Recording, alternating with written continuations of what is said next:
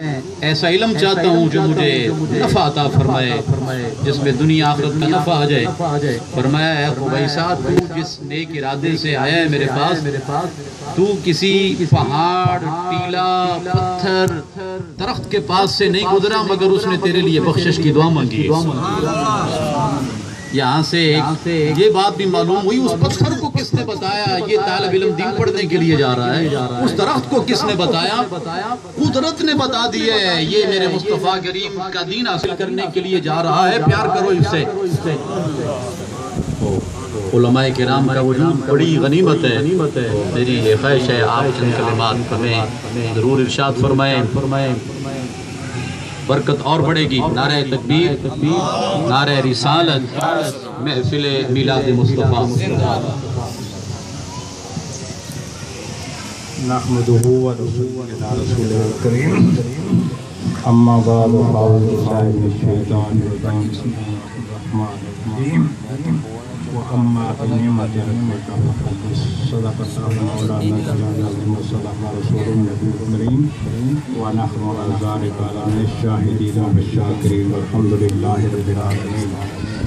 إِنَّ اللَّهَ وَمَلَائِكَتَهُ يُصَلُّونَ عَلَى النَّبِيِّ يَا أَيُّهَا الَّذِينَ آمَنُوا صَلُّوا عَلَيْهِ وَسَلِّمُوا تَسْلِيمًا۔ الصلاة والسلام عليك يا رسول الله وعلى آلك وأصحابك يا حبيب الله۔ الصلاة والسلام عليك يا رسول الله وعلى آلك وأصحابك يا حبيب الله۔ الصلاة والسلام عليك يا رسول الله وعلى آلك وأصحابك يا حبيب الله۔ معزز سامعین، آپ دیکھ رہے ہیں کہ میرے دائیں بائیں علم کے پہاڑ جلوہ افروز ہیں۔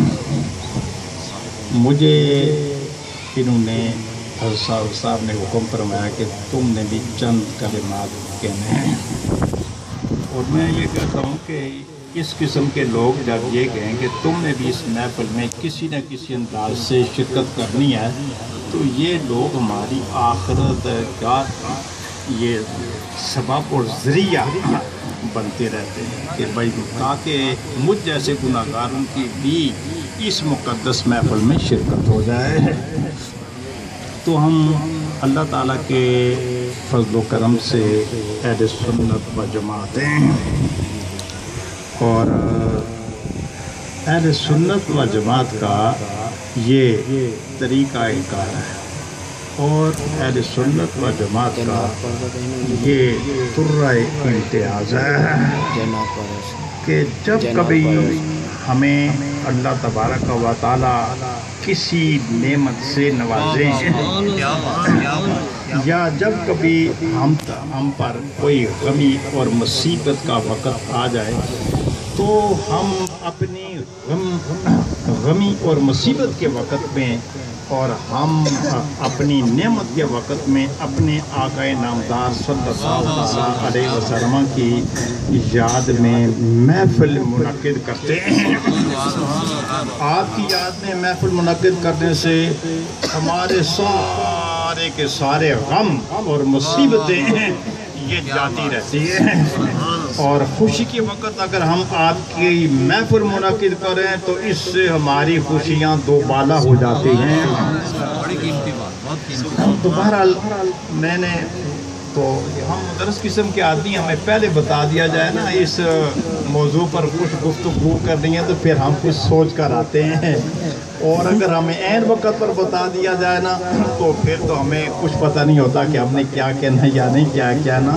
البتہ چند ایک باتیں جو میں نے ضروری آپ کی خدمت میں عرض کرنی ہیں، اور وہ یہ ہے کہ جب قرآن پاک کی تلاوت ہو رہی ہو، جب قرآن پاک کی تلاوت ہو رہی یا جب درس حدیث ہو رہا ہو، جب میرے آقا نامدار صلی اللہ تعالیٰ علیہ وسلم کی نعت شریف پڑھی جا رہی ہو، ایسے اوقات میں اگر کوئی بڑے سے بڑا آدمی بھی اس محفل میں آ جائے تو سب محفل والوں کی توجہ صرف قرآن پاک کے سننے کی طرف ہونی چاہیے، آنے والے کی طرف نہیں ہونی چاہیے۔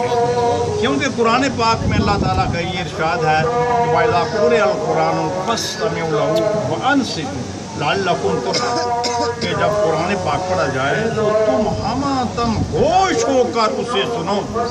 और यही नहीं बल्कि फरमाया अनसेतु का मतलब यह है कि अपना ख्याल भी किसी दूसरी तरफ नहीं करना, चुपचाप रहना, पूरी तवज्जो और पूरे ध्यान से आपने कुरान पाक की तिलावत सुननी है।